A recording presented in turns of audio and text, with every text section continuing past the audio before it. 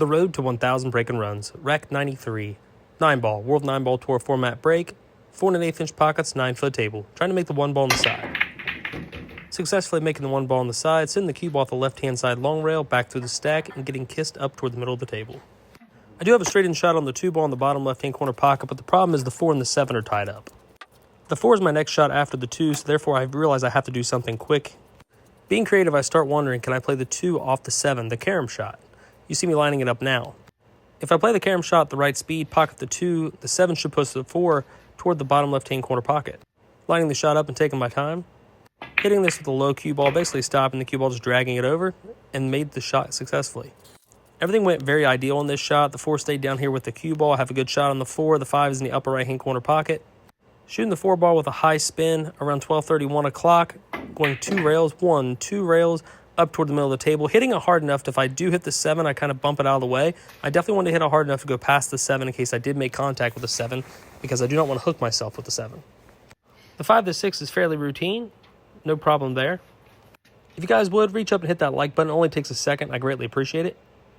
Shooting the 5 with just a little bit of high right spin around 12:30, maybe 1 o'clock, more around 12:30, just a little bit of high right spin. Making the 5 ball coming off the in long rail back down table. I honestly could have hit this a little bit more firm, but it's kind of a scary shot. You definitely don't want to miss the ball trying to overstroke it. The 6 to the 7, the natural path of the cue ball is to go around the left side of the 7. That would be the left side from where the camera sits, that is. Rolling the 6 in with a high right spin around 2 o'clock on the cue ball, I intend to go off this end rail, off the left long rail, and put the cue ball somewhere between the 7 and the 8.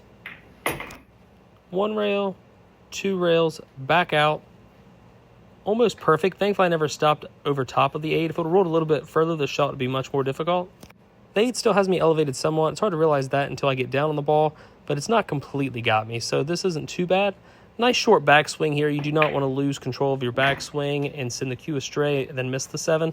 That's a good tip there on that ball. Short backswing. You don't need a big stroke. No reason for a big backswing. Keep everything in line. It was a stop shot. Now here, I'm fairly straight in on the 8. I do have a little bit of an angle where the cue ball is going to go toward the 9, but if I hit it soft enough, I do believe I can hold position to play on the left side of the 9. I don't want to force going over to the right side. It's basically just a nice little easy stop shot right there, just below center on the cue ball. This isn't too bad at all. The template rack doesn't bother me here. I'm pretty straight in on the 9. With a little bit of speed, the template rack doesn't even come into play whatsoever. Taking my time on the 9, pocketing the 9 ball here in the upper right-hand corner pocket. This will conclude this rack on the road to 1,000 break and runs. Hope you guys like the creativity at the beginning of this rack. That's what it took to run this rack. And if you guys would, check out my sponsors. I have a great group right here, and I highly appreciate it, and I appreciate you watching. Thank you.